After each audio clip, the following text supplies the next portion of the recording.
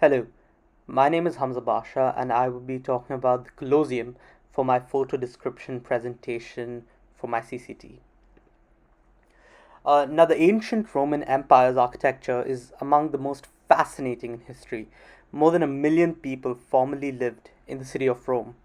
The Romans made extensive use of a variety of architectural forms, including columns and arches. They were able to construct enormous structures for worship, entertainment, and other uses by using these. The Amphitheatrum Flavium or the Colosseum are the only structures that have ever been associated with Rome. This massive structure, which could accommodate up to 50,000 spectators, was created for gladiatorial games and contests. The enormous arena's dimensions allowed for the simultaneous release of 3,090 pairs of gladiators. The games were crude in nature and gave spectators low and bloody feelings. The emperors, the generals, and politicians planned the games. To achieve favor and divert Romans' attention from their true objective, the Roman elite had to plan spectacles. Even the law required for them to do so.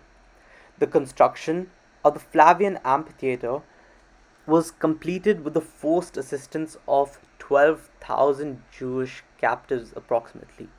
The Colosseum was finally opened after 10 years of work by another emperor, Titus, Vespasian's son. The opening of the Colosseum lasted 100 days. The emperor dedicated the new amphitheater with astounding spectacles. They involved combat between dwarfs and cranes, individual battles between male and female gladiators, Venetians with 5,000 wild animals, and lastly, the flooding of the arena for a naval combat between war galleys. It was very educational as well as interesting while the tour guide took us through the explanation of the Colosseum as if we were living through that time period as well. The outside walls of the Colosseum were composed of a more durable travertine made of tufa. Walls and vaults were primarily constructed of concrete and brick. The Colosseum's arena had a timber floor coated with sand that could be raised and lowered. Real sea fights with real sea ships were occasionally conducted when the arena was flooded with the use of aqueduct. The Jupiter statue was located in the Colosseum center. Rivers of blood were spilled here for the pure, disgusting amusement of the mob. Although many people expressed their outrage over these horrible displays, they were the minority. People had to be weaned off such glory shows for about 200 years.